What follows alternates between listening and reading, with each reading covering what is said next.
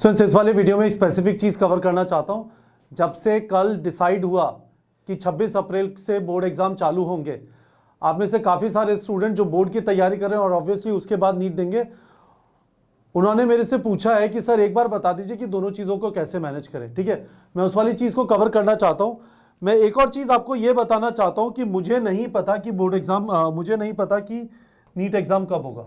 ठीक है, तो कल जो मैंने वीडियो डाला था उसमें काफ़ी सारे लोग कमेंट सेक्शन में कह रहे थे शर्त लगा लो, अगस्त में होगा, सितंबर में होगा। मैंने वीडियो में बोला था मुझे लग रहा है जून में होगा। मैं आपको उसका भी रीज़न बता देता हूँ कि मैंने क्यों बोला था जून में होगा। तो एक एक करके चलते हैं। अभी हमारे पास ये कंफर्म्ड है कि 26 अप्रैल को चालू होंगे। क्या डेट्स हैं? फिजिक्स, केमिस्ट्री, बायोलॉजी, इंग्लिश और जो आपका फिफ्थ सब्जेक्ट है उसकी क्या डेट्स हैं वो अभी नहीं पता, और करस्पॉन्डिंगली ये वाली चीज़ भी नहीं पता।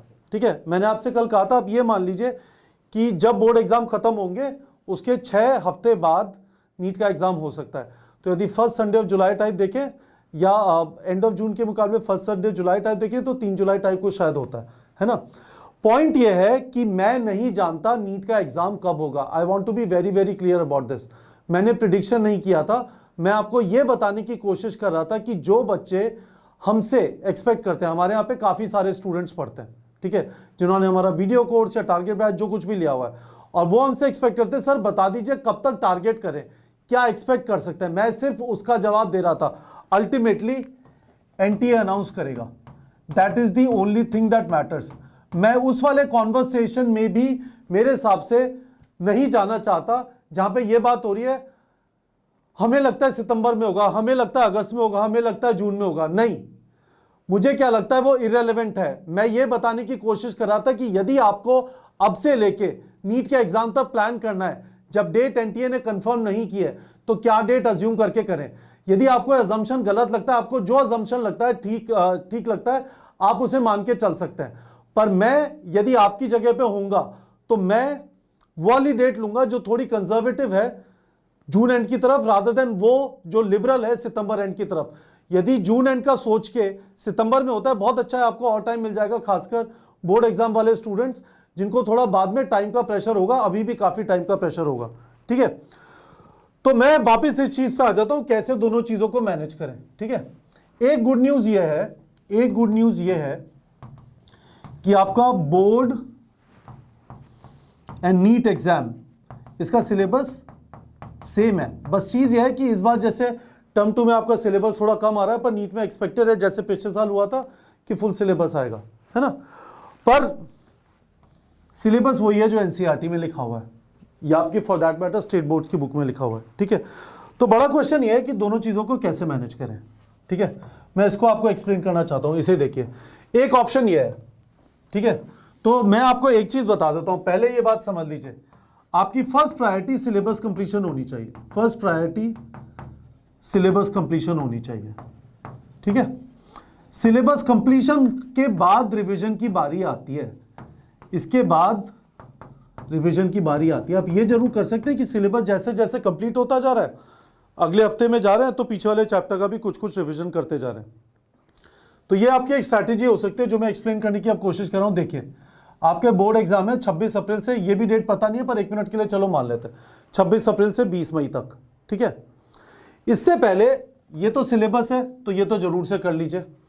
टर्म 1 का एग्जाम अभी आपने दिया था, इसको भी कर लीजिए। बैलेंस क्लास 12 के चैप्टर्स, बैलेंस क्लास 12 के चैप्टर्स का मतलब क्या है, जो चैप्टर्स आपके बोर्ड एग्जाम में नहीं आ रहे पर नीट में आएंगे। मेटलर्जी हुआ, एनवायरमेंटल इश्यूज हुआ, strategies for enhancement in food production हुआ, इकोसिस्टम हुआ, पॉलीमर्स हुआ, इन वाले चैप्टर्स को भी यहां पे कर लीजिए। सही है, तो ऐसे आए, बोर्ड एग्जाम दिया और उसके बाद बचा हुआ क्लास 11 का सिलेबस।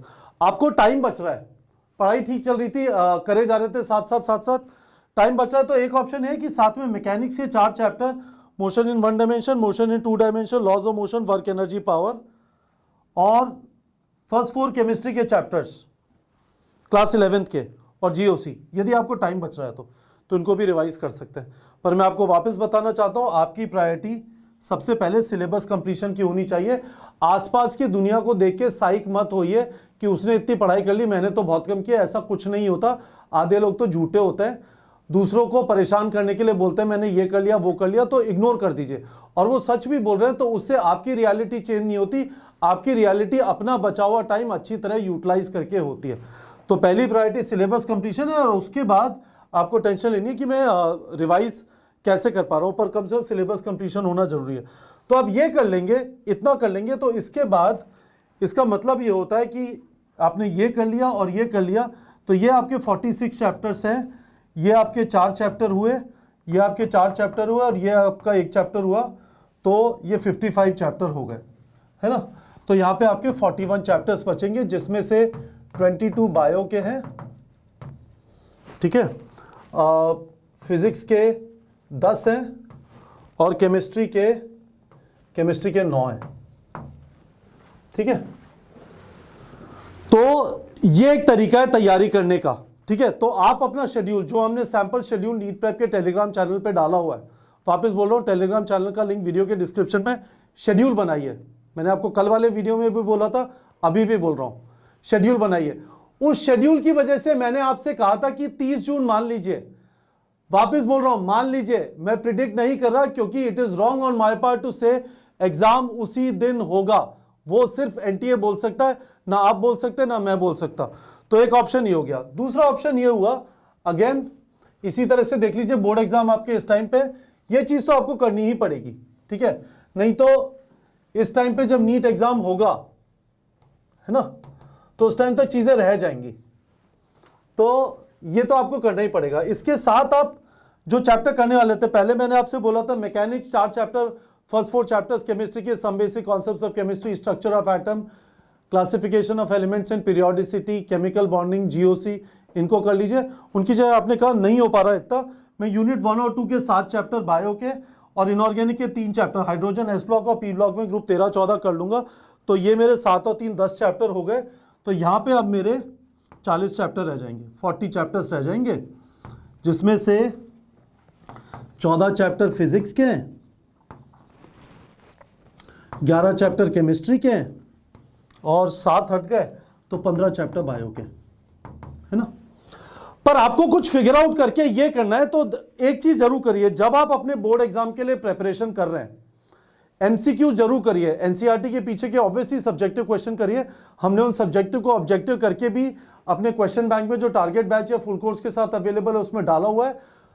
पर उसके अलावा आप जो एनसीईआरटी के पीछे के क्वेश्चन कर रहे हैं, उसके अलावा ये जो चैप्टर्स आप करते जा रहे हैं ना, इनको, जैसे ये वाले चैप्टर आपने किए तो उनको बोर्ड्स